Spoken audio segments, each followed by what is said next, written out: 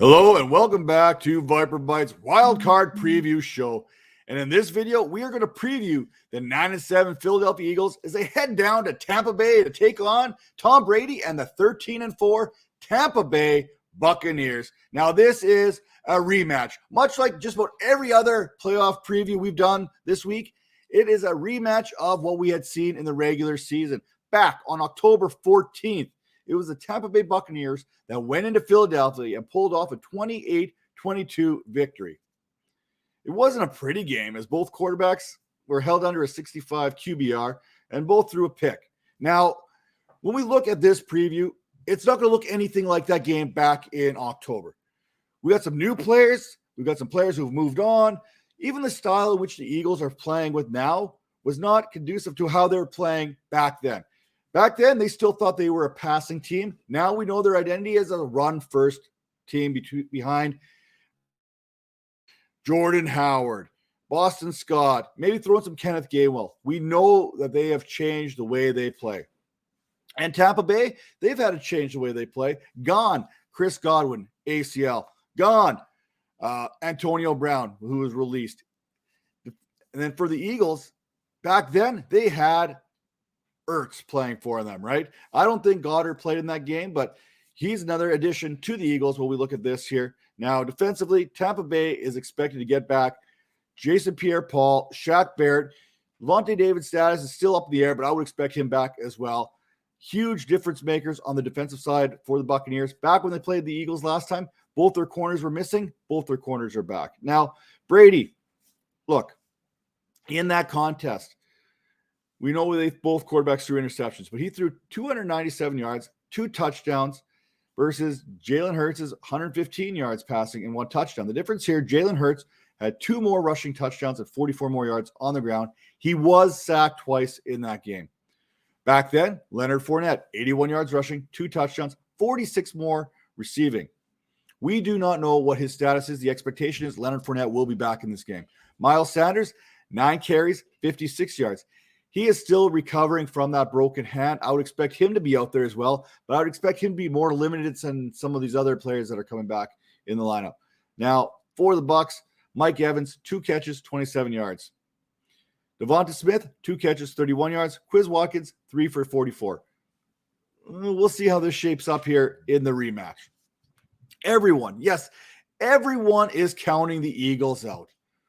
But, look, this offense has been scoring on 47.6% of their possessions over the last 8 weeks. Only 5 teams have done it better over that period of time. And they've been doing it with the run. Running the ball 55.6% of the time, which is the most of any team in the National Football League. Can the Eagles run on the Bucs? Well, lately it seems plausible as the Bucs DVOA metrics have dwindled somewhat, but the Eagles, can they find that success if they fall behind? This is where the game inside the game gets interesting. I think the Eagles can run the ball, but will they be able to run the ball still if they fall behind against Tampa Bay and what they are able to do offensively? Now, Hurts has 7 or more carries in 14 of 15 starts this season and is only the 6th quarterback since the merger to score 10 or more rushing touchdowns in a single season. Hurts actually finished as their leading rusher for the Eagles with 784 yards. Philadelphia's backfield should be back to full strength. Miles Sanders coming back from the hand. Jordan Howard, COVID, who's been fantastic coming back. He was another one of those players who was not in the lineup last time these teams met. He was actually on the practice squad during that contest, if you believe it. So there is help coming for the running backs here for Tampa Bay. And Tampa Bay, they have allowed 100-plus rushing yards in 5 of their last 6 games, something else to keep note. So, yes, they can run the ball. Will they continue to run the ball? Depending on how that game script plays out. Now, over the last 3 games, Dallas Goedert, 20. Devonta Smith, 18. Lead the team in targets with no other pass catcher, has more than 9 looks. That's really all the Eagles have in the passing game. Not Quez Watkins, not Jalen Reagor, not Greg Ward. Unless one of these guys steps up out of nowhere, the passing game is going to have to fall on Goddard and probably Devonta Smith in this one. Devonta Smith, He broke Deshaun Jackson's rookie receiving record last week, finishing 2021 with 916 receiving yards. As for Goddard, he finished with 830 receiving yards and 4 touchdowns. Goddard, he sat out week 18 like most of the Eagles, but he does have 70 more receiving yards in 3 of the last 4 games, including a pair of games in which he topped 100 in that period. Now, will rest equal rust? Will rust equal rest for the Eagles, who chose to rest a majority of their top players last week against the Dallas Cowboys, where Tampa, they chose to play them all. Now, that was likely because there's many incentives on the line for Bucs players, including Gronkowski, who made an extra $1 million there on a catching bonus, and Mike Evans, who has now rewritten his own record of 8 straight 1,000-yard seasons. Tom Brady was a huge. Now, we know Tom Brady is back in the playoffs. He has played almost 20 more playoff games than the next closest quarterback and nearly double the amount of playoff touchdowns throughout his career. He has 83 career touchdowns in 45 playoff games. Put that in perspective.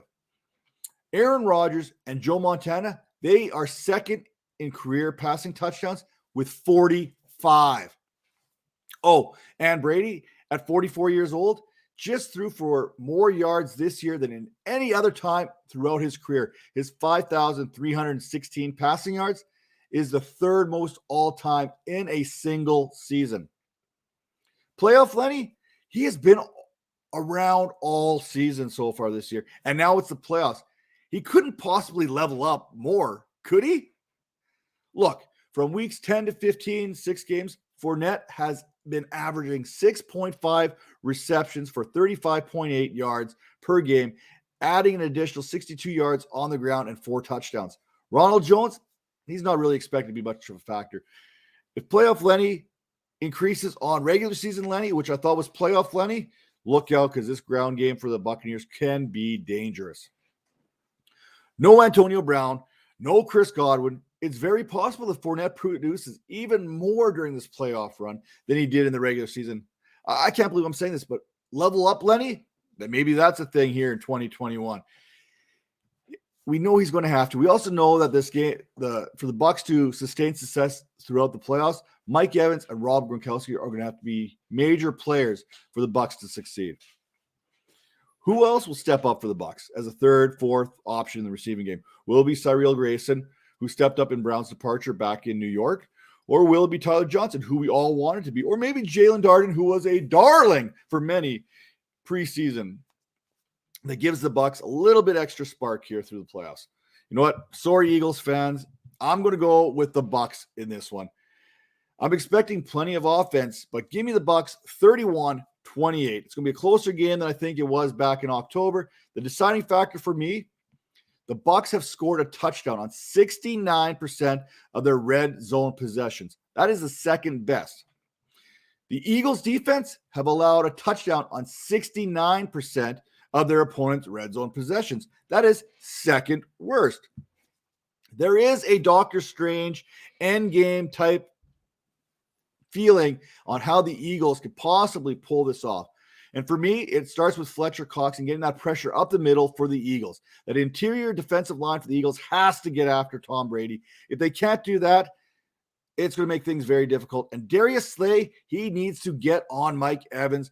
And see, we know the Eagles struggle against tight ends, so it's going to be tough to stop that. But at least take away Mike Evans, and maybe you have a shot for this one. But you know what you have a shot for right now? That subscription over at fantasypoints.com. Head over there today, get that subscription, and thank me later. Till next time, take care.